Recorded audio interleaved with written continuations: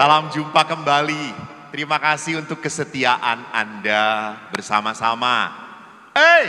Pak. Salam jumpa kembali Bapak Heru yang terkasih. Terima kasih. Datang kembali. Yang muda di sini. Bajunya kemarin pink, sekarang putih. Putih tanda cerah, besok hitam kematian. Ya, hari ini kita berbicara tentang perkawinan itu musibah atau anugerah.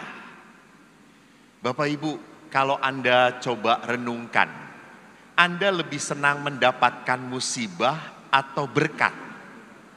Pasti ya, kalau yang normal itu selalu berkata berkat, berkat. Kita selalu menghindari yang namanya musibah, betul atau tidak? Betul? Betul? Tapi jangan lupa bahwa di balik musibah ada anugerah. Anda bisa tahu, gereja ini dulunya kecil. Tapi karena gempa, gereja ini menjadi besar. Dan banyak orang yang langsung menolong. Gampang, pastor berkata, kemarin kami tidak perlu cari uang, uang datang sendiri. Edan coy. Satu gereja di Keuskupan Bandung, tahun 1996, teman saya di sana bertugas. Waktu frater diakon.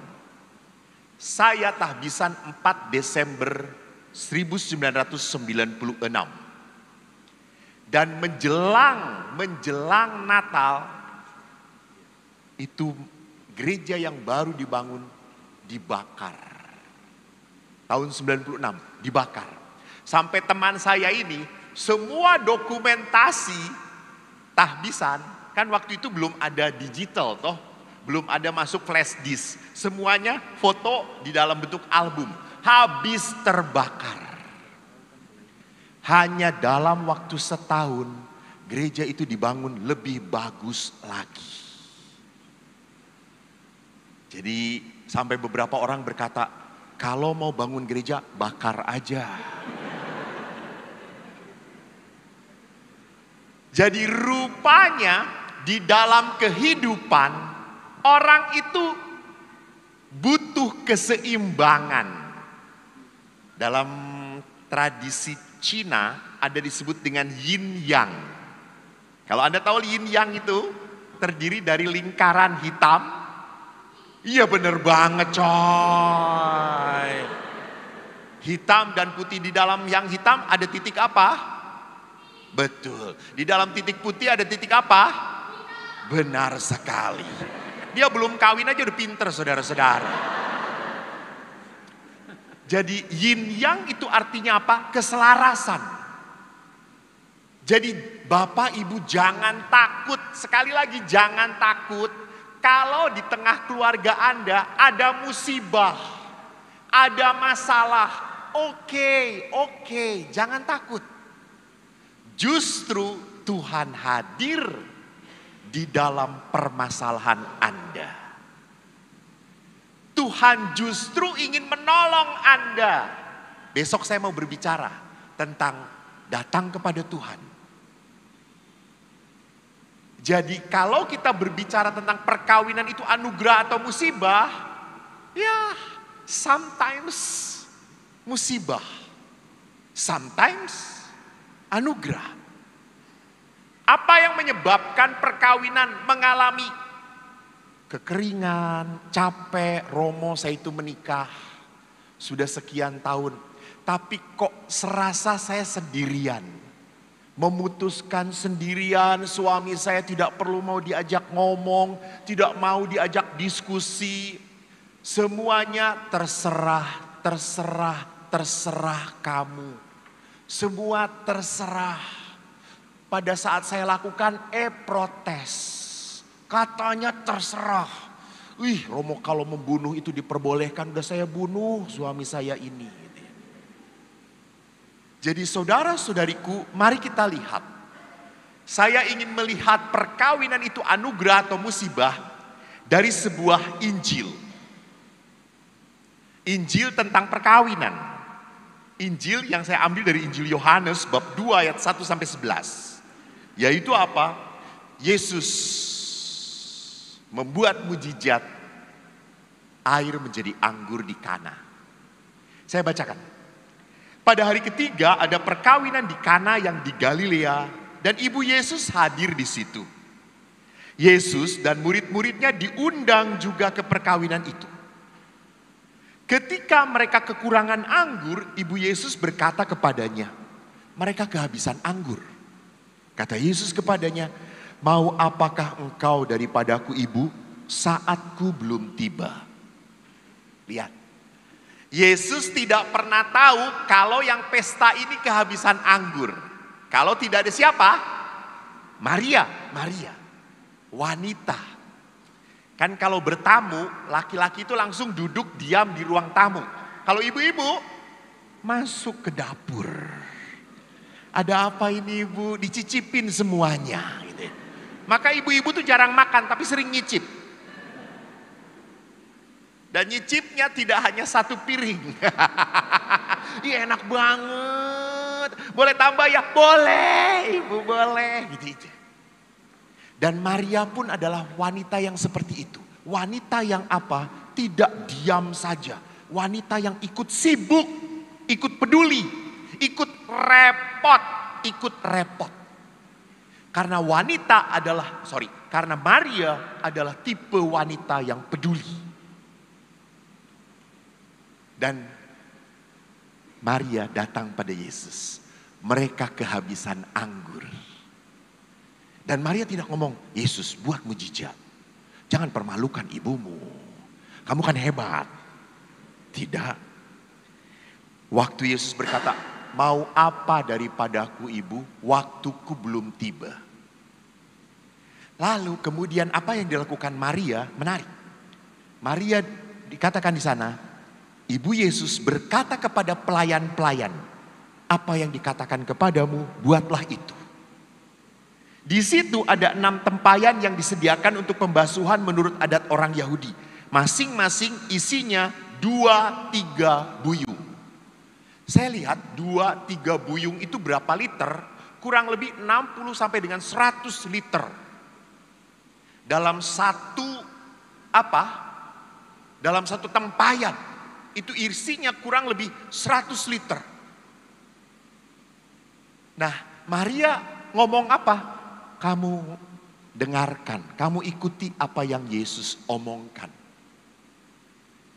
Kemudian kita baca di sana, Yesus berkata kepada pelayan-pelayan itu, isilah tempayan-tempayan ini penuh dengan air. Dan pelayan itu pun mengisi sampai penuh. Lalu Yesus berkata, cedoklah sekarang, bawa kepada pemimpin pesta. Jadi anggur bagi orang Yahudi adalah apa? Adalah alat yang memperlihatkan pesta. Anggur itu adalah jaminan. Jadi kalau anggur habis itu memalukan. Kan sama toh kalau kita undangan juga. Yang diundang 500 tidak bisa kita menyediakan 500. Minimal kita menyediakan 750. Karena yang diundang 2 yang hadir sekampung saudara-saudara. Engkongnya, empeknya, encritnya semua datang. Jadi di dalam perjamuan kalau sampai kehabisan anggur itu akan diomongin orang. Apalagi di Lombok ini. Lombok ini kota kecil saudara-saudara.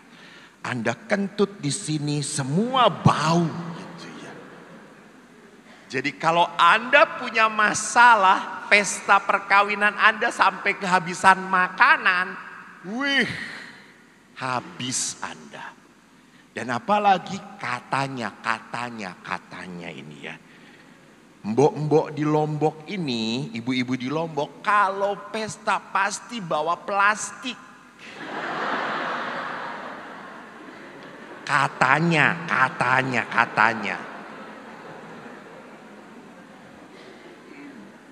Biasa ngomong, untuk anak saya, untuk suami saya, sampai rumah ibu ini yang makan tetap gitu ya. Jadi bayangkan yang diundang 500, Anda nyiapin 750 pun sering kurang. Karena itu plastik beredar saudara-saudara. Nah, Yesus menyuruh mengisi tempayan dan berikan cedok, bawa kepada pemimpin pesta. Jadi rupanya kalau di Yahudi dalam tradisi perkawinan ada pemimpin pesta yang mengatur kapan anggur dikeluarkan, kapan anggur harus ditambah. Itu pemimpin pesta. Kapan dihidangkan. Ini pemimpin pesta yang yang mengatur segala-galanya.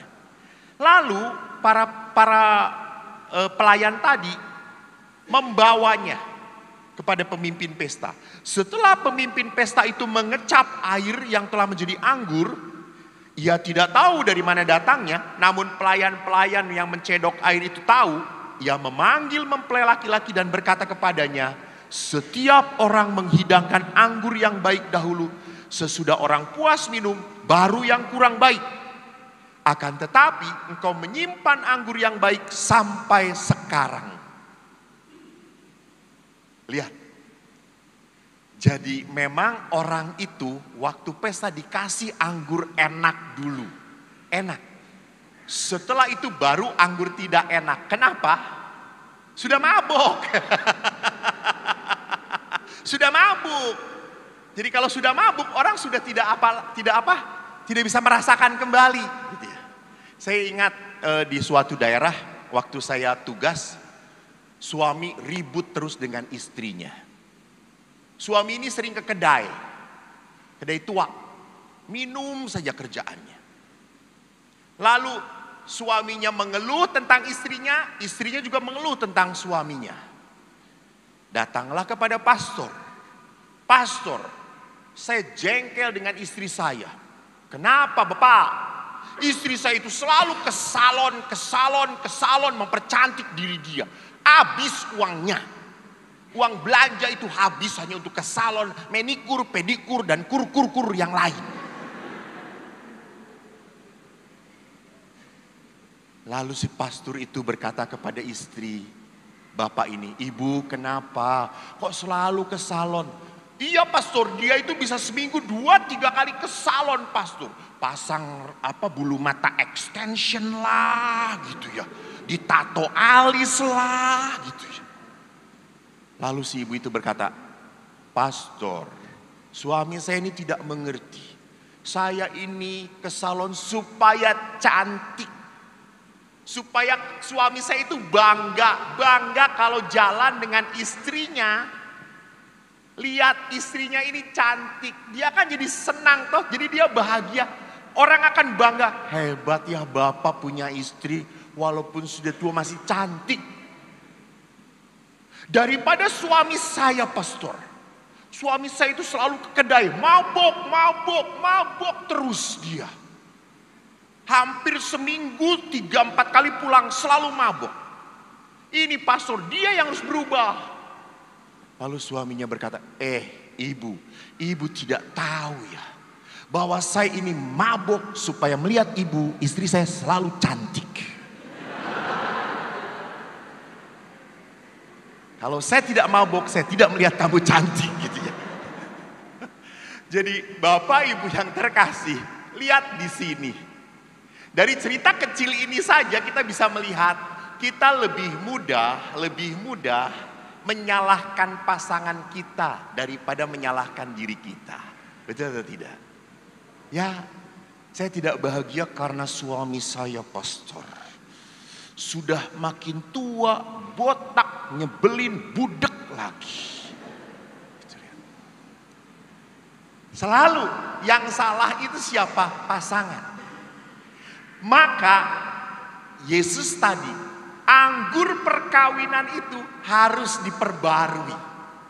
Dan tadi akhirnya Yesus membuat mujizat di Kana sebagai pertama tanda-tandanya, dan ia telah menunjukkan kemuliaannya. Bapak Ibu, bayangkan, karena ada Yesus tersedia 600 liter anggur lagi.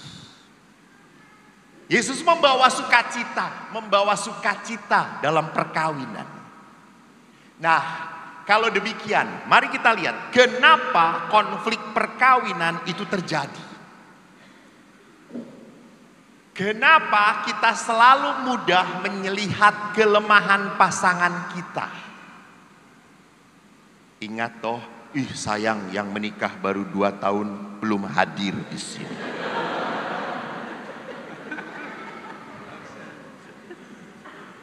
Saya lihat pasangan suami istri itu yang sudah berpuluh-puluh tahun duduknya seperti ini, berjauhan satu sama lain gitu ya. Tidak ada rendengan satu sama lain gitu. Ini tuh dari saya seminar pertama sampai terakhir pegangan tangan terus gitu. Ya itu baru 2 tahun.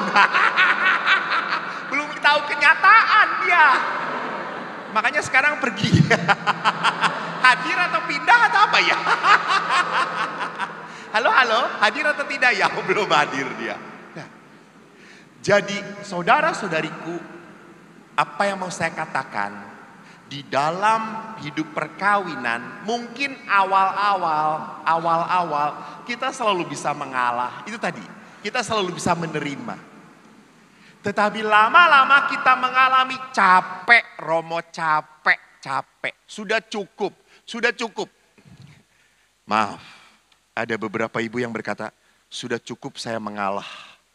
Saya mau bahagia sekarang.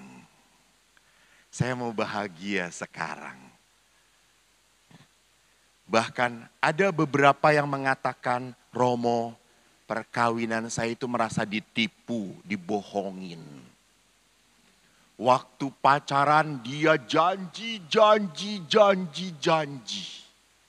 Setelah menikah tidak ada, Romo, tidak ada. Semua janji-janji dia tidak dia tepati. Apalagi ibu-ibu ini kalau sudah punya anak, habis waktunya untuk anaknya. Anak itu lebih dekat, kamu lebih dekat pada mama atau pada papa? Dua-dua. Tapi lebih yang menyenangkan, membahagiakan mana? Mama atau papa? Kalau boleh milih. Dua-duanya. Yang lebih cerewet? Dua-dua. Kalau begitu saya katakan kamu adalah anak yang paling menderita ya nak.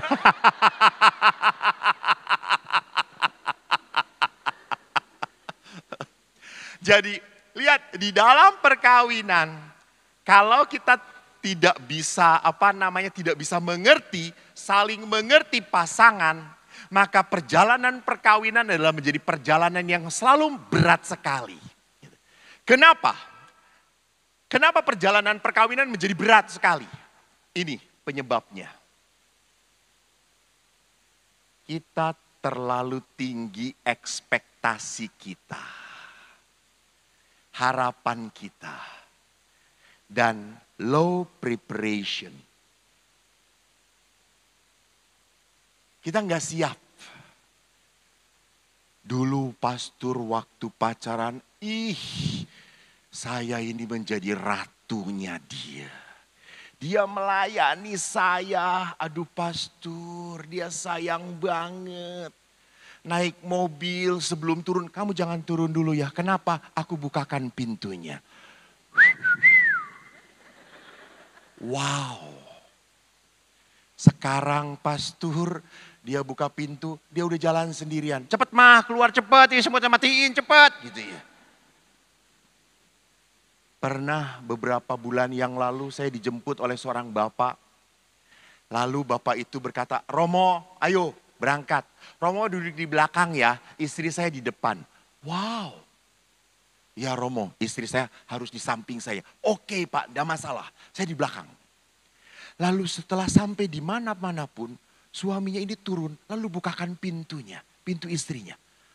Kaget saya, wah hebat sekali. Sampai beberapa kali.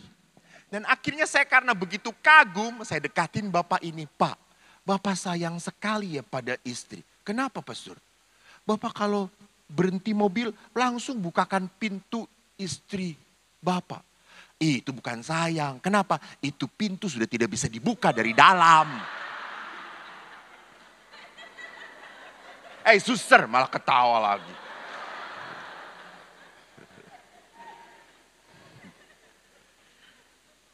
Jadi rupanya bukan karena sayangnya gitu ya.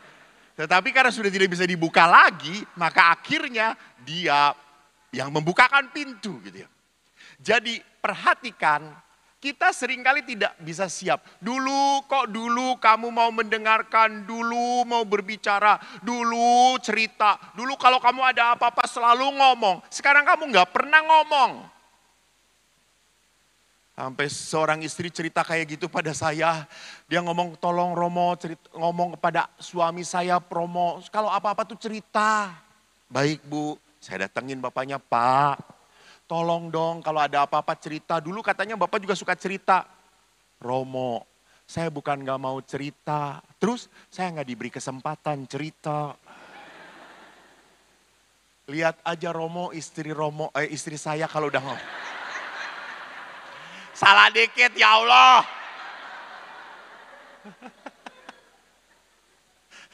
Lihat istri saya. Lihat istri saya Romo kalau ngomong, betul Pak kata saya itu. Jadi saudaraku lihat seringkali ekspektasi kita terlalu tinggi pada pasangan.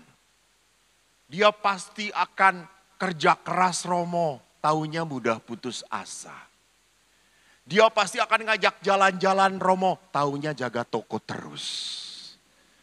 Nggak punya waktu untuk jalan-jalan. Pasti dia punya waktu untuk keluarga Romo. Taunya dia hanya cari hobinya saja sendiri. Kita kecewa. Karena ekspektasi kita terlalu tinggi dan kenyataannya apa? Tidak seperti itu.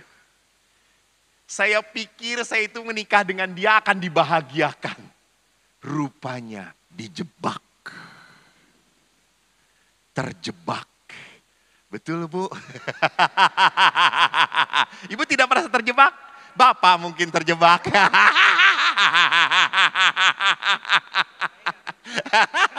Bapak pindah di sana nggak apa-apa Pak. Bisa lebih jujur kalau di situ. Jadi ekspektasi yang terlalu tinggi. Dan kita tidak siap. Ingat. Anda pacaran 2, 3, 4, 5 tahun. Untuk hidup sampai mati bersama dia. Tidak disiapkan. Kan waktu pacaran mas semua baik adanya. Apa Bu? Tai kuda rasa apa Bu? Mana bapaknya? Nggak ada Bu. Sedang cari coklat ya.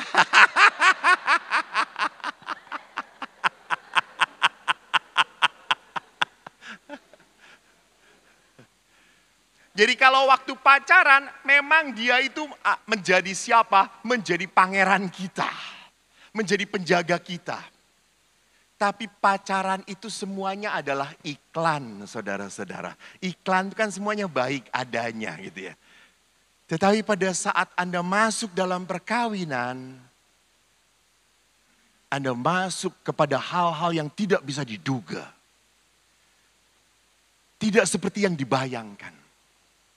Maka Bapak Ibu, mari kita lihat. Mengapa perkawinan kita mengalami kegersangan. Pertama banyak harapan dan keinginan yang tidak terpenuhi. Tadi. Ngomongnya bahwa saya setelah nikah boleh bekerja. Taunya enggak boleh. Apalagi setelah punya anak. Suami terlalu mengatur. Ada juga istri yang terlalu mengatur suami. Saya pernah bertemu dengan istri yang amat sangat amat sangat posesif pada suaminya. Sampai suaminya pun tiap 10 menit ditelepon, saudara-saudara. Dan kalau udah menelepon, di mana? Dengan siapa? Kok ada suara perempuan? Siapa itu? Ditelepon terus. Suaminya sampai tidak bisa apa-apa. Pulang kerja jam berapa? Istri bisa memperhitungkan di perjalanan berapa menit harus sampai rumah jam sekian. Edan. Suaminya kebetulan taat banget. Dia ikut, dia taat. Sampai seringkali bukan taat, dia takut. Dia punya teman pun dibatasi oleh istrinya. Kamu tidak boleh dengan dia. Ini setan. Lalu suaminya itu dekat dengan saya. Bagaimana Pastor Eko? Ini setengah setan. Jadi dibatasi. Dan suaminya begitu tertekannya. Sampai satu titik, suami ini kabur dari istrinya. Pergi meninggalkan istrinya. Karena apa? Saya tidak tahan. Saya capek. Karena istrinya sakit, posesif. Sangat takut suaminya pergi dengan wanita lain. Padahal suaminya ganteng juga, lebih ganteng gue. Yang tidak percaya silakan keluar. Memang suaminya punya usaha besar, betul. Usahanya maju, betul. Tapi suaminya ini memang rajin, suaminya taat. Saya kenal bapak ini. Tapi saking begitu ditekannya, bapak ini pun capek akhirnya. Dia merasa bahwa Romo, dia kok selalu tidak percaya pada saya. Bapak Ibu, akhirnya saya mencoba mendengarkan ibunya. Sampai kenapa ibu ini sampai begitu posesif. Pas saya cerita dengan ibu itu, memang susah membukanya. Dan akhirnya ibu ini cerita bahwa dia sangat kecewa sejak kecil papahnya pergi dengan wanita lain. Dan dia hidup dengan mama yang menderita. Papahnya pergi dan si ibu ini diusir dengan anak-anaknya. Keluar dari rumah. Maka dia marah. Dia kecewa. Maka dia takut diperlakukan oleh suaminya seperti ibu diperlakukan bapaknya. Maka dia pegang suaminya kemanapun. Karena pengalaman masa lalu. Nah, tidak hanya itu, di dalam perkawinan yang sudah gersang, banyak juga perasaan negatif, jengkel yang tidak tersalurkan. Jadi perempuan itu kan kalau ada sesuatu nggak mungkin diam, selalu ngomong. Nggak enak pun ngomong, enak ngomong. Apalagi konon katanya wanita itu harus berbicara dalam sehari 30.000 kata. Bayangkan, laki-laki hanya 7.500 kata. Maka bapak-bapak, kalau istri Anda cerewet ngomong, biarkan dia sedang memenuhi target 30.000 kata itu. Gitu ya. Jadi kalau dia ngomong terus. Gitu ya. Pernah seorang anak mendengarkan seminar saya, pagi-pagi dimarahin mamanya. Wah, wah, wah. Lalu dia berkata, kata Pastor Eko, terus mah 30.000 mah, belum 30.000 mah, terus. Jangan lupa bernafas ya mah, terus. Jadi betul bahwa wanita kalau ada sesuatu tidak mungkin didiamkan. Harus dikeluarkan. Sedangkan suami malas ngedengerin istrinya. Karena ngomongnya selalu topiknya itu aja. Nggak berubah. Itu kan udah, ya tapi belum beres. Ya ampun, orang yang ngejengkelinnya aja udah mati, udah masuk surga. Gitu ya. Tetapi apa yang mau dikatakan? Dia harus ngomong. Maka anak SMP itu pernah cerita sama saya, Romo males kalau dimarahin mama. Kenapa? Mama itu Romo kalau udah marah mengungkit-ungkit masa lalu. Bahkan waktu saya belum lahir pun diungkit-ungkit Romo. Jadi saudaraku lihat. Kalau kemarahan, kejengkelan disimpan. Lama-lama apa? Meledak. Karena disimpan. Jadi kalau Anda punya suami diam, gak pernah ngomong, hati-hati. Suatu saat, boom, meledak.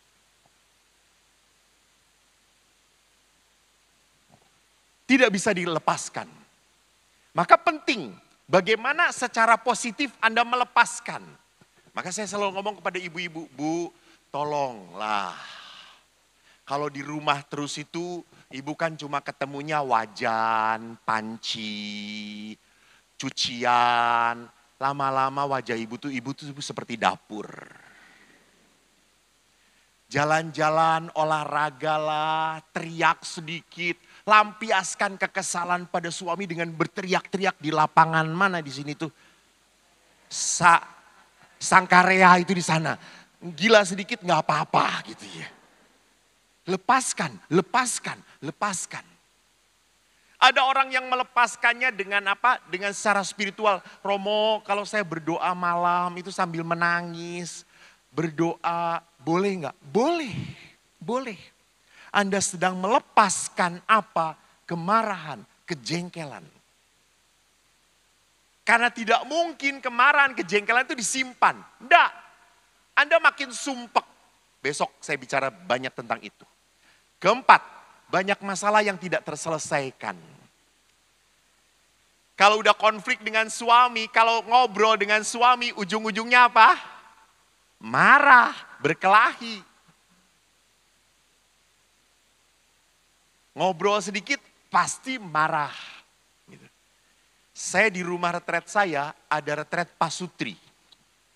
Dan di rumah retret saya itu, saya mengajak Bapak Ibu, tolong. Jalan berdua, gak perlu banyak omong. Ibu-ibu saya kasih plester, tutup. Diem.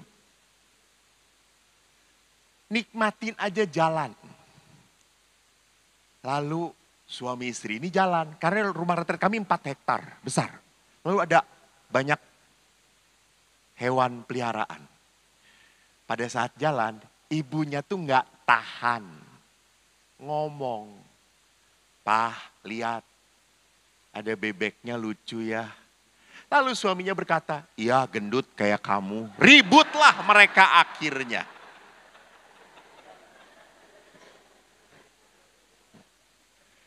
Jadi nanti kita lihat ya. Bagi suami duduk berdua saja sudah nikmat. Tapi bagi istri duduk berdua aneh kalau nggak ngobrol. Betul atau tidak? Itu.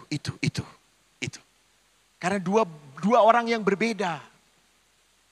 Bapak-bapak lihat saja tadi. Kalau bapak-bapak ketemu dengan bapak-bapak kali-kali, hey, halo. Sehat. Sendiri? Enggak. Berdua? Terpaksa ya? Irit. Kalau ibu-ibu ketemu, ya Allah Tuhanku Yesus. Ibu, sudah lama gak ketemu. Iya, kemana aja? Biasanya ke pasar. Ibu, si abang itu sudah mati loh bu sekarang gitu ya. Ibu-ibu kalau ketemu topiknya banyak banget, betul atau tidak? Betul. Sampai para suami itu bingung, ngomong apa lagi gitu itu semua. Betul Pak? Capek ya Pak? Salah sendiri. Gitu ya.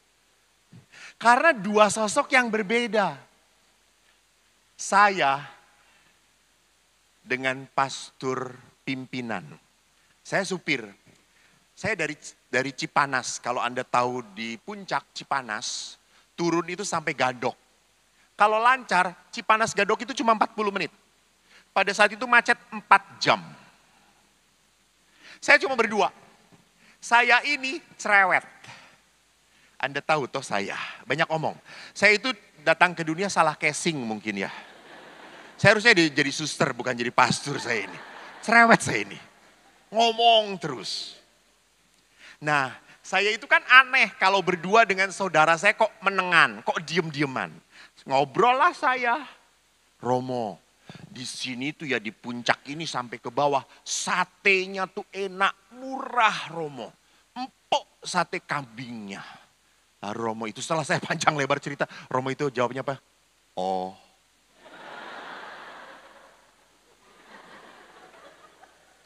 Tapi Eko ini tidak kehilangan semangat saudara-saudara. Kalau Anda pernah ke Jakarta ke puncak, Anda akan lihat di sana ada jual gemblong. Tahu gemblong? Itu ketan dilumuri gula merah. Dan gemblongnya pasti buatan Bu Juju. Warnanya selalu biru.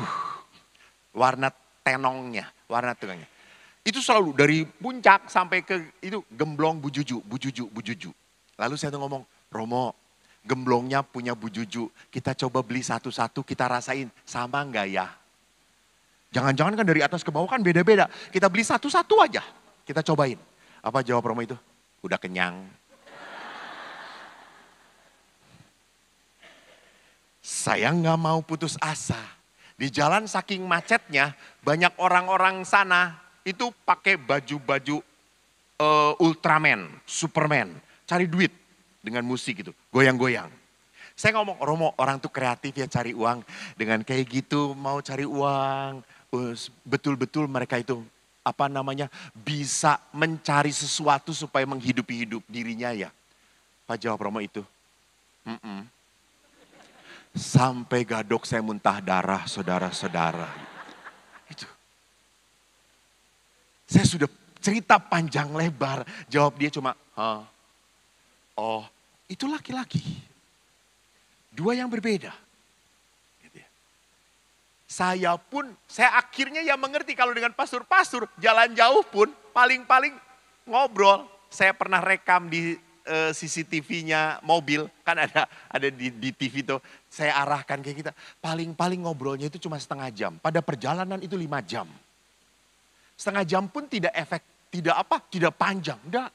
Itu, jadi kita lihat banyak sekali istri ngomong, suami gak mau dengar. Suami cuma, ya, udah. Pah mau ngomong, nanti malam. Pas mau tidur, Pah, kamu dengerin gak? Denger.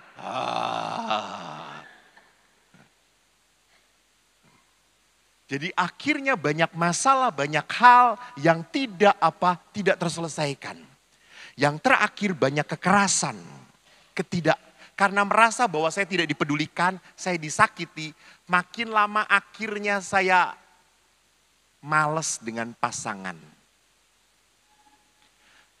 Pak Frans, kalau menyentuh istri, coba disentuh istrinya. Masih ada setrumnya atau tidak? Masih terasa setrumnya?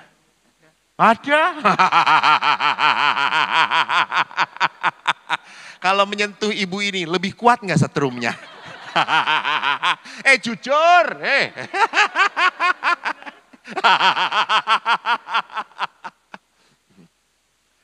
Seringkali setelah menikah lama-lama memegang pasangan pun enggan. Gitu ya. Bahkan pasangan pun ditarik gitu ya. Pak, ayo cepat gitu ya. Sampai saya tanya, Pak siapa itu? Karung.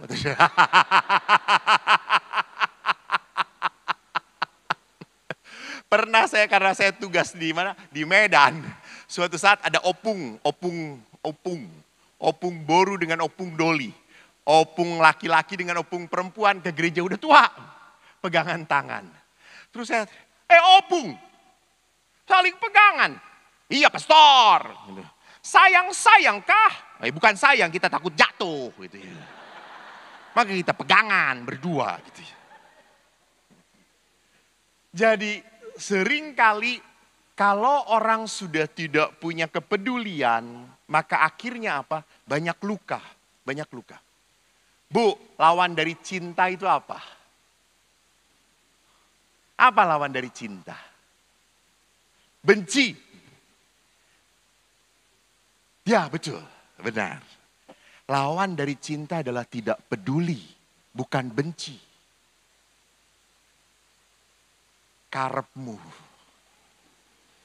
Wis karepmu dewi. Panganan modar dewi. Itu orang sudah betul-betul tidak ada cinta. Jadi kalau orang sudah tidak punya cinta, orang sudah tidak peduli lagi. Romo terserah. Suami saya kalau di rumah itu suami saya. Kalau di luar terserah. Capek saya. Mikirinnya itu. Maka beberapa ibu itu saking jengkelnya dengan suaminya. Suaminya sebelum kerja langsung, Pak sini. Suaminya apa? Saya berkati. Cingeleng ya Pak. Koen duwe bojo. Kan anak-anak kalau di Jawa kan kalau mau berangkat kan selalu diminta tanda salib kepada ibunya. Istrinya juga kepada suaminya. Eling ya punya istri. Saking seorang suami saking begitu setianya pada istri. Suatu saat dia mengundang para pastor makan.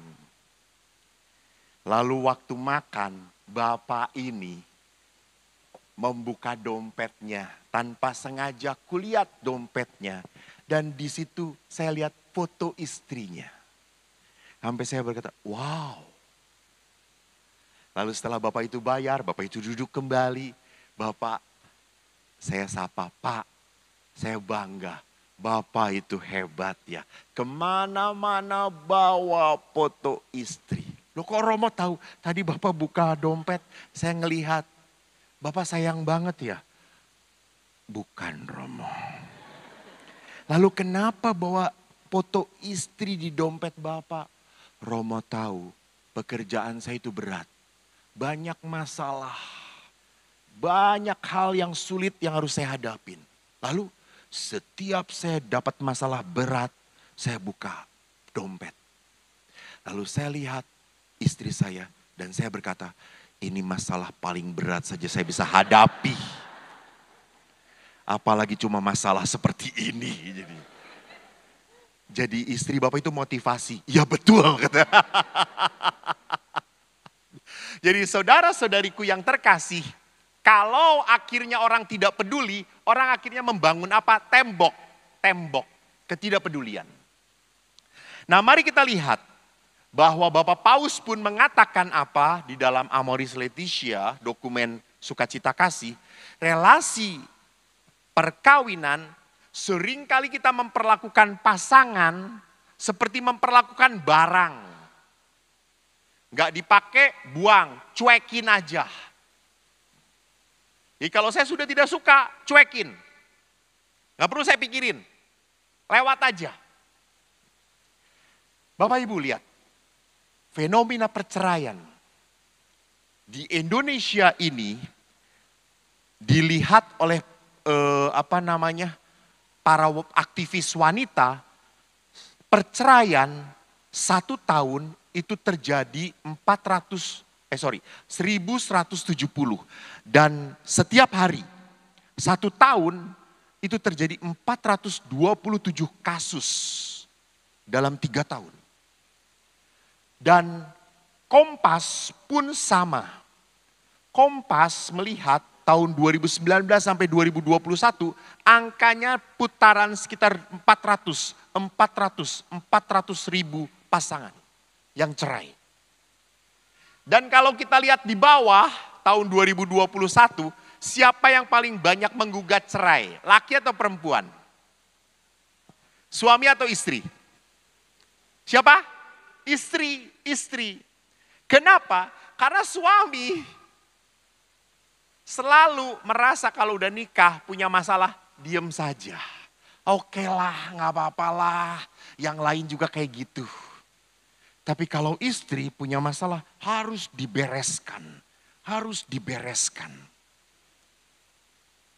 Maka saya kalau tanya kepada suami, Pak, bagaimana perkawinannya? Ya seperti yang lain Romo, keluarga yang lain juga samalah dengan saya. Up and down and shake lah gitu ya. Tapi pada saat saya tanya kepada istri, Bu, bagaimana perkawinannya? Langsung litani penderitaan muncul. Langsung dia, Romo berat banget, sedih banget, jengkel banget, susah hidup dengan suami saya itu, Romo. Jadi dia langsung mengumpulkan apa? Penderitaan. Jadi bapak-bapak selalu berpikir, tidak ada masalah, oke, nggak ada apa-apa. Kalau saya salah sedikit, maafkan, selesai. Udah jangan dipikir-pikir lagi. Enak banget ya. Begitu mudahnya berkata, maafkan, namanya juga manusia, suka lalai. Itu menuntut untuk begitu mudahnya dimaafkan. Tapi bagi istri, tidak bisa. Tidak semudah itu. Maka perhatikan, lihat di dalam perkawinan sering kali terjadi apa? Kekerasan. Tidak ada komunikasi. Kekerasan fisik. Kekerasan fisik dipicu oleh apa? Dipicu oleh tekanan. Entah itu tekanan ekonomi, entah itu tekanan mertua, menantu. Karena salah satu hal yang membuat pemicu perceraian adalah mertua. Maka pasangan suami istri yang paling berbahagia adalah Adam dan Hawa. Karena tidak punya mertua. Mertua itu seringkali meributkan, mendorong-dorong. Udahlah kalau kamu gak tahan pulang aja, pulang. Kamu masih punya mama jagain. Lihat. Bukannya suruh bertahan, tapi malah suruh pulang aja, pulang saja. Nah, saudaraku, mari kita perhatikan poin yang ingin saya angkat di dalam apa? Di dalam spiritualitas anggur Kana. Pertama, kita harus belajar menerima diri. Bahwa di dalam kehidupan, Yesus pun menerima diri, saatku belum tiba. Maria pun menerima diri, dia ibu, dia tidak bisa mendesak Yesus. Maka di dalam perkawinan, saya harus sadar, saya punya kekuatan, tapi saya juga punya keterbatasan. Maka Bapak Paus berkata, tidak ada keluarga yang sempurna. Anda menikah dengan suami yang tidak sempurna. Dan Anda mengeluh tentang suami Anda. Betul atau tidak? Betul. Tapi jangan lupa, suami Anda pun tidak mempunyai istri yang sempurna. Suami Anda pun mengeluh tentang istrinya. Betul para suami? Betul. Hanya suami gak banyak ngomong. Dia diam. Seperti Santo Yosef. Diam. Padahal ngedumel. Padahal jengkel. Gitu. Jadi lihat, saya punya kekuatan, saya pun punya keterbatasan. Mari kita lihat, waktu Anda menikah, Anda mengharapkan apa pada pasangan Anda? Jangan-jangan Anda mengharapkan karena Anda terlalu bangga dengan ibu Anda, maka Anda mengharapkan bahwa istri saya seperti ibu saya. Dia baik, dia menolong, dia rajin masak. Tahu-tahu istri Anda godok air aja gosong. Masak nasi aja semua jadi kerak. Anda punya bayangan, kok ibu saya kayak gini, istri saya seperti itu. Lalu Anda bayangkan suami saya seperti bapak saya yang amat bijaksana, santun, menjaga istri dan anaknya. Tahu-tahu suami Anda cuma ngurusin burungnya, Jo, sampai sarungnya mencotot turun gitu ya. Jadi lihat di sini bahwa saya harus sadar bahwa yang saya nikahi bukanlah orang kudus. Bukanlah orang sempurna. Jadi kalau Anda kecewa, suami Anda pun punya kekecewaan. Anda marah, suami Anda pun punya. Coba saya tanya, Bapak, Ibu, menikah sudah berapa tahun? 27 tahun. 27 tahun. Saya 28 tahun jadi imam. Kenapa wajah Bapak lebih cepat tua daripada saya? Bapak lahir tahun berapa? 60. 68, cuma beda setahun. Tapi dari wajah seperti 20 tahun. Ya betul toh? Betul, saya 69. Beda, kenapa cepat tua? Karena menikah dengan ibu. Coba dengan Luna Maya ya Pak, ya pasti beda ya Pak, betul Pak.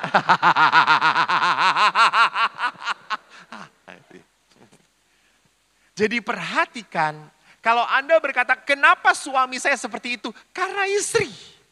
Jangan lupa. Jangan lupa. Karena istri. Karena perlakuan istri. Saya pernah dikeluhkan, Romo, tolong dong suami saya itu budak. Tolong doakan supaya dia bisa mendengar lagi. Terus saya tanya, mana suami ibu? Itu Romo. Saya dekatin, Pak, saya Romo Eko. Romo Eko. Oh, Pak, saya diminta istri Bapak supaya mendoakan, supaya Bapak ndak budak lagi. Lalu sebab itu, jangan, biarkan budak. Kenapa Pak? Lihat istri saya kalau ngomong kan gak bernafas. Romo aja tadi ngedengerin istri saya capek toh. Iya Pak, ya betul. Ini budak itu anugerah Tuhan Romo. Oh ya sudah. Ya sudah Pak, kita bersyukur saja ya Bapak. Bapak budak itu berkat dari Tuhan. Ya Romo. Gitu. Jadi lihat di sini bahwa kenapa pasangan saya sampai seperti itu. Ya mungkin karena sikap saya. Karena sikap saya. Dan kalau kita akhirnya melihat perkawinan menjadi seperti itu, mari kita lihat. John Gray punya buku judulnya bagus. Men are from Mars and women from Venus. Dari dunia yang berbeda. Laki-laki itu dari Mars, planet Mars. Perempuan itu dari planet Venus. Nah itu jadi gimana ke bumi? Itu benar. Karena Tuhan coy. Jadi dari dunia yang berbeda. Maka sulit saling mengerti. Lihat, beda wanita dengan pria. Pria menikah untuk dapat perempuan. Sedangkan wanita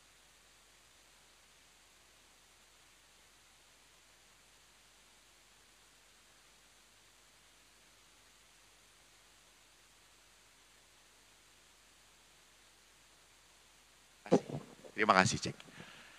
Jadi bagi seorang ibu, suami istri pada saat tidak punya anak, istri ini lebih bersedih, betul atau tidak? Daripada suami. Suami saya tanya, Pak tidak punya anak bagaimana? Nggak apa-apa Romo, istri kan punya saya. Kata istri, justru kamu masalah bagi saya gitu ya.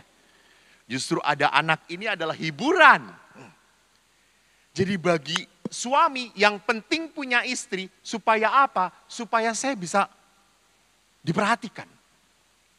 Jadi perkawinan bagi seorang suami dia cari perempuan. Tapi bagi perempuan saya harus punya anak.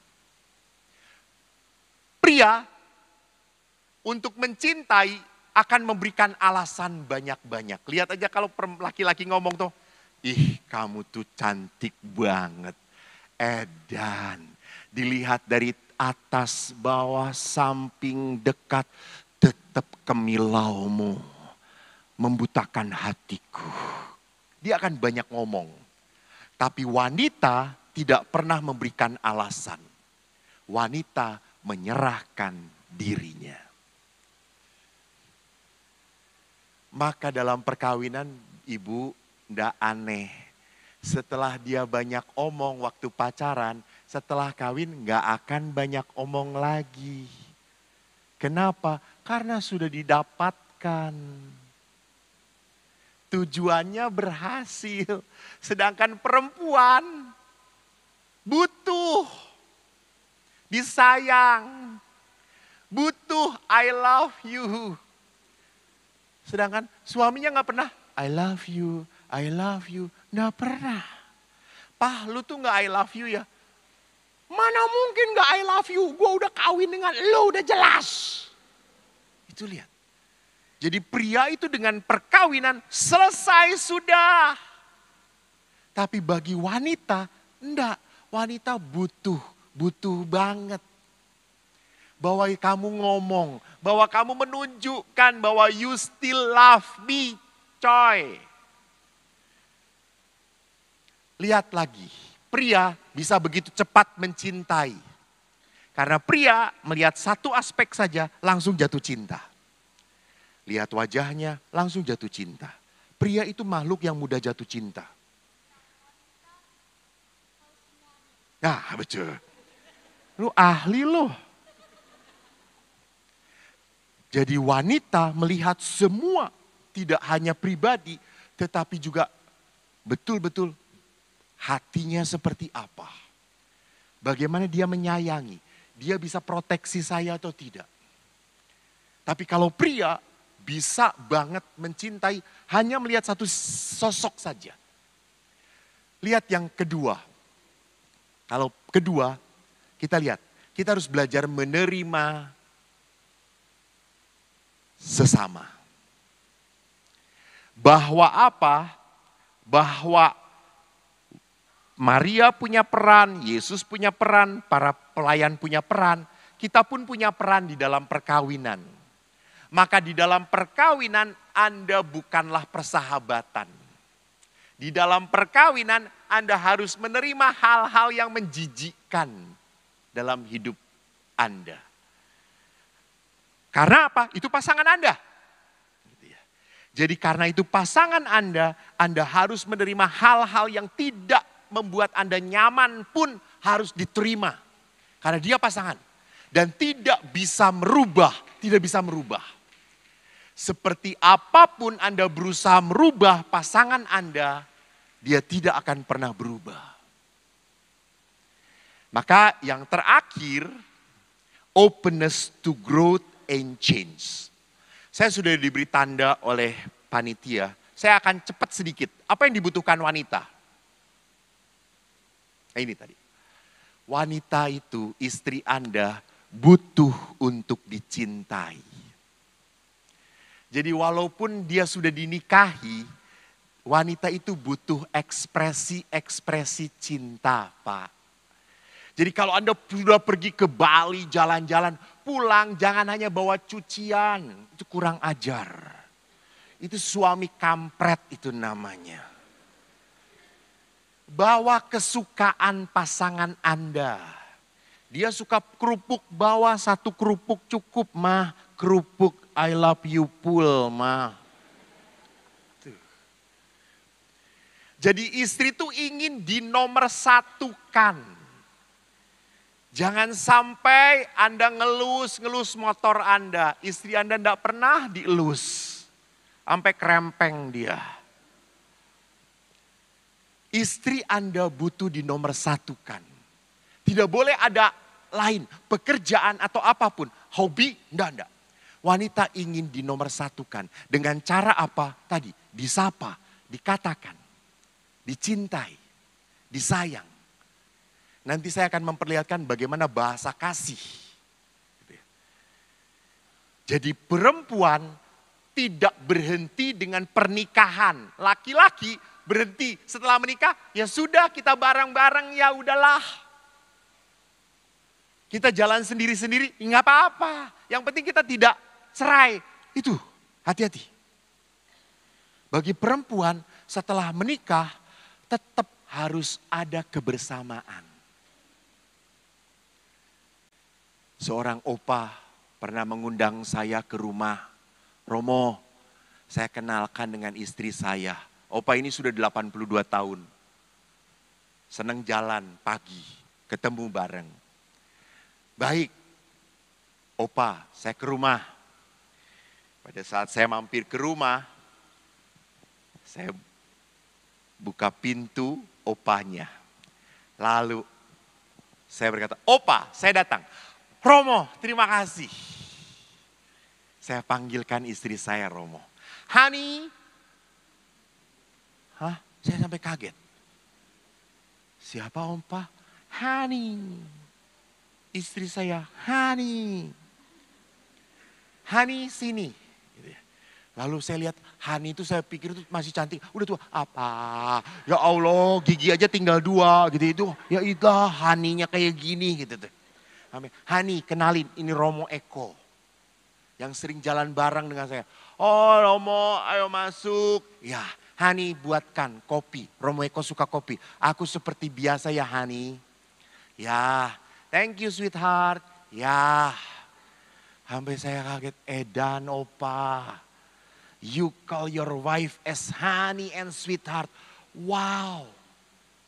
Aman dari dulu manggil seperti itu apa? Iya. Kenapa?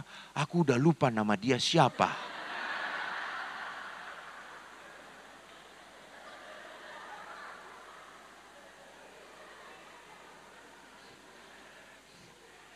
Jadi Pak, tipu-tipu istri Anda ndak apa-apa. Ndak apa-apa gitu ya.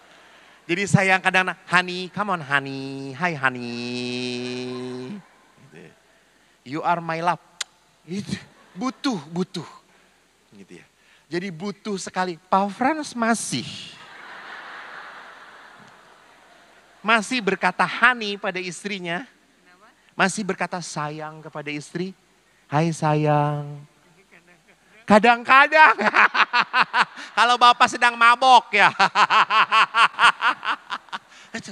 Butuh.